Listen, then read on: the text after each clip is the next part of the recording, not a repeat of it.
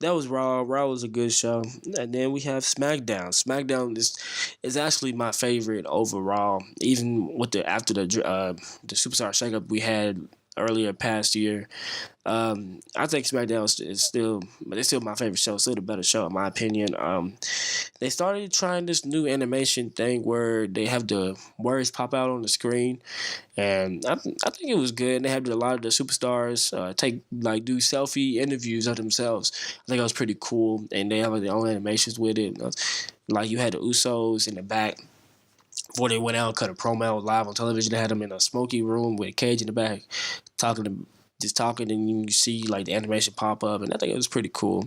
And then you also had Daniel Bryan talk about a new top 10 list. This is something that's been talked about in the wrestling community for years now, a top 10 list, and that's something they're going to do on SmackDown. He said that the superstars cannot vote for themselves, and they can be based on the most talented, most athletic, most deserving, and hard work. So that's something that's going to be interesting to see a top 10 list on the television and see how they rank the superstars and who's in line for what. I think it'll generate to some feuds too, because then you could possibly throw in the mixture of if you beat this person, you go up in the ranking, lose this person, you go down the ranking. So I think it'll be very interesting to see how this all plays out. And like I mentioned before, the Usos went out on TV and they cut a live promo. And they was talking about how they had the whole tag division on lock, but they didn't mention one new tag team in the SmackDown tag team division. I'm talking about the Bludgeon Brothers, the team of Harper and Rowan. The former Wyatt family, now the Bludgeon Brothers, they're going on a tear recently, turned up local wrestlers and Breezango and the Ascension. And I think they were on the colliding path of meeting the Usos. As the Usos was leaving the ring, the Bludgeon Brothers came out and they walked right past the Usos and paid them no mind. The Usos seemed to be caught a stare. They caught a glance of the Bludgeon Brothers up close and possibly a setup for a feud with them two with the two teams in the future. I think it'll be pretty interesting to see. Obviously, they're possibly gonna have the Bludgeon Brothers come out on top and beat the Usos. It's possibly gonna be a match they can do at Fastlane at the SmackDown pay-per-view, or they could possibly.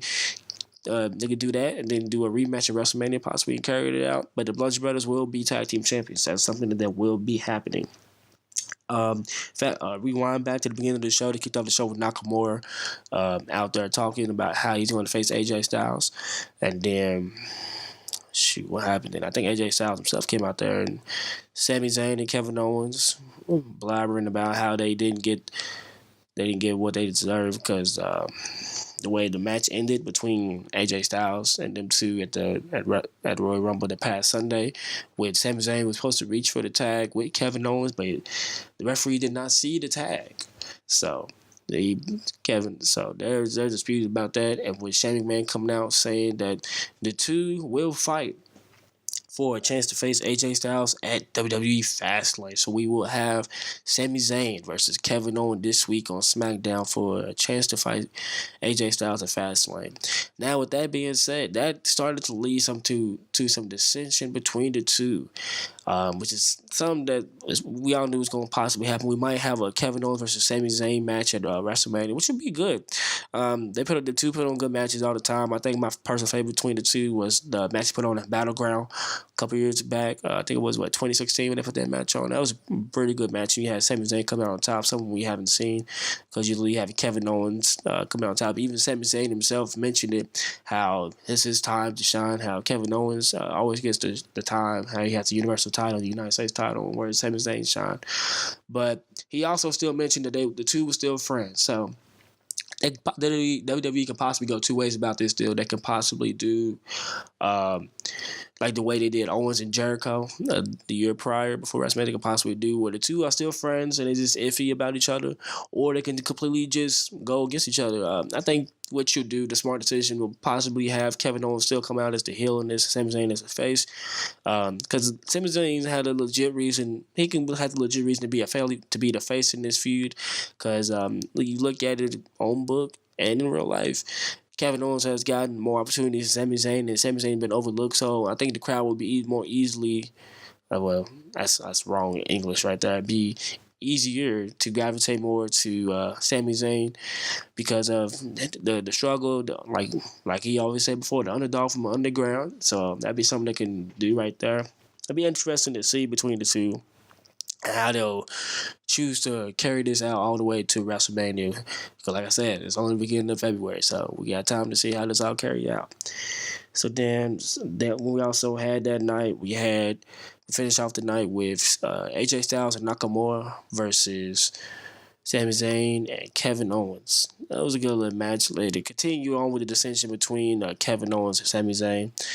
Nakamura and AJ Styles come out on top right now. They seem very friendly, but we'll see how time goes on, how the two will eventually become more of a feud and how much hatred they will come for each other. Maybe it'll be a friendly match and they'll be friendly towards each other the whole entire time to WrestleMania. Who knows how they will go about it. Another thing that was that I forgot to mention what happened on SmackDown this past Tuesday was the Fatal 4-Way for the United States, for the number contender for the United States Championship. We had Kofi Kingston versus Rusev versus Jinder Mahal versus Zack Ryder. It was a decent little Fatal 4-Way match. Rusev came out on top. I think he was the right winner of this match. I predicted him or Jinder Mahal to win that match. Rusev won the match, so you're going to have Rusev versus Bobby Roode next week for the United States Championship. And I think it'll be a good match between Rusev. Maybe Rusev will go over. One highly doubt that. Bobby Roode just won the United States title, so maybe they can do a false victory here, a count out, or disqualification victory, and carry out this feud forward to a fast lane and see where they go from there. I think it'll be a good match. Rusev is very over right now with his Rusev Day, with him adding English. I think it's very popular. I enjoy it. I think it's fun. Rusev seems like he's having fun. He's a great guy. Aiden English, too. I think it's good for him because before this, Aiden English wasn't really doing nothing. And kind of got worried for the guy because you see his tag team partner, Simon Gotch, got released for some other issues. But now with him doing his own thing right now, I think it'd be very interesting. With him and Rusev, I think it'd be a very interesting tag team and dynamic duo they got going on right there. So that's my thoughts on SmackDown.